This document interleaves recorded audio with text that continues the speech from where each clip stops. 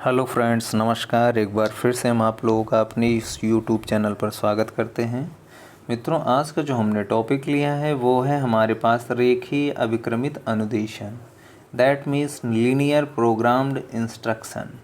तो यानी हम इसके पहले के जो वीडियो हैं उसमें हमने बात किया था अभिक्रमित अनुदेशन क्या है, यानी प्रोग्राम्ड इंस्ट्रक्शन क्या होता है, उसके बारे में हम लोगों ने वहाँ पे विवेचना किया था। आप वहाँ पे चले जाइए, आईसीटी के प्लेलिस्ट के नाम से सारे वीडियोस अपडेट हैं, वहाँ पे जाके आप उसको सुन सकते हैं, देख सकते हैं, ठीक है। और हम इस क्रम में बात करने वाले हैं, चूँकि वहाँ पे हम कई सारे वैरायटीज़ के प्रोग्राम्ड इंस्ट्रक्शन के बारे में बात किया था, जिसमें आपका ये सबसे पहला होगा रेखीय अभिक्रमित अनुदेशन अर्थात लीनियर प्रोग्राम्ड इंस्ट्रक्शन। तो इसके बारे में हम इस वीडियो के अंतर्गत सारी डिटेल जानकारी आपके पास प्रोवाइड करने का प्रयास करेंगे। और अगर चैनल पर नए हो तो चैनल को सब्सक्राइब कर दीजिए, लाइक कर दीजिए और शेयर कर लीजिए।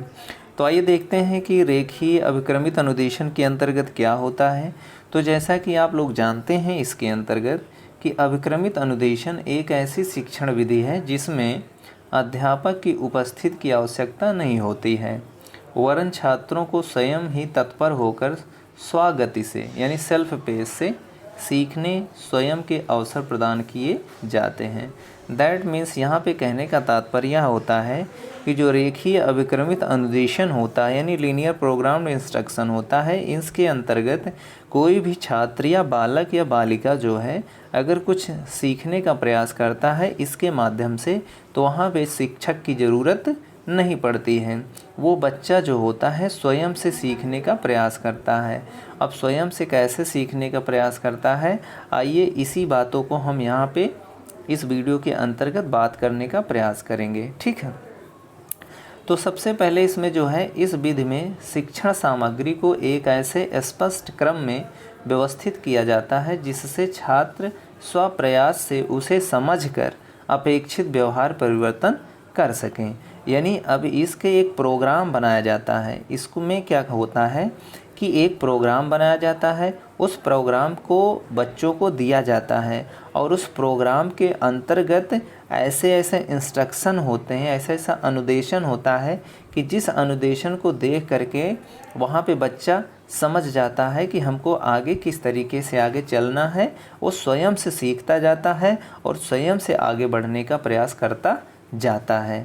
अब इसको आप एक उदाहरण से भी समझ सकते हैं। जैसे अगर आपको कहीं किसी स्थान पे जाना होता है तो आप देखते होंगे कि वहाँ पे कुछ इंस्ट्रक्शन दिए होते हैं कि जाने का रास्ता इधर से है, लेफ़्ट मुड़ना है, फिर लेफ़्ट मुड़ना है, फिर आपको लेफ़्ट मुड़ना है, फिर राइट मुड़ना है। तो ये क्या है, ये सब इंस्ट्रक्शन दिए जा रहे हैं। पहला step, second step, third step, fourth step, fifth step, sixth step. तो आप छठे शिफ्ट में आप पहुंच जाते हैं अपने डेस्टिनेशन और स्थान पे। तो वही सेम प्रोसेस यहाँ पे लीनियर प्रोग्राम इंस्ट्रक्शन के अंतर्गत भी होते हैं। अब इसके अंतर्गत आइए और भी कुछ चीज़ें समझ लेते हैं। अभिक्रमित अनुदेशन के श्रृंखला में पाठ सामग्री को छोटे छोटे अनुदेशन के पदों में छात्रों के समक्ष प्रस्तुत किया जाता है एवं प्रत्येक पद का स्व अध्ययन करने के बाद प्रश्न के द्वारा छात्र के ज्ञान की जांच की जाती है। इसमें कहने का मतलब यही है सीधा सीधा कि जो भी यहाँ पे इंस्ट्रक्शन बनाया जाता है उसको यानी पाठ सामग्री हमारे पास जो होती है उसका जो है हमें छोटे छोटे पार्ट में इंस्ट्रक्शंस दिए जाते हैं। जैसे आपको भार के बारे में बताना होता है, तो भार के बारे में बताना होता है तो एक क्या कहते हैं, जिसे क्वेश्चनर टाइप का आप जो है सेट कर लेते हैं। तो सबसे पहले भार का मतलब आपको क्या होता है प्रश्न के टाइप में आपके यहाँ लिख दिया गया। फिर अगले स्टेप में बढ़ेंगे तो वहाँ पे 3-4 ऑप्शन दे देते हैं। जैसे भार क्या होता है, 3-4 ऑप्शन आपको दे देंगे और अगर आपने सही आंसर कर दिया तो उसमें ग्रीन कलर का वो हो जाएगा, और अगर आपने रॉन्ग आंसर दिया तो रेड कलर का हो जाता है। तो बच्चा स्वयं जाता है कि स्वयं समझ जाता है, क्योंकि अगर उसने सही आंसर दिया तो ग्रीन वाला कलर होगा तो उसे अच्छा लगेगा और वो आंसर आपका अप्रोप्रिएट आपके दिमाग में छप जाएगा। लेकिन वो आंसर गलत देगा तो रॉन्ग वाला हो जाएगा, रेड जल जाएगा। फिर भी वो ग्रीन लाइट भी जलेगा और वो बताएगा कि ग्रीन लाइट आपका सही आंसर था, जो आपने नहीं सेलेक्ट किया। तो बच्चा वहाँ से भी समझ जाएगा, अच्छा हाँ ग्रीन वाला जो जिसमें वो लिखा है वो सही है। फिर उसके बाद कुछ और नया आपके सामने प्रश्न मिल जाएगा।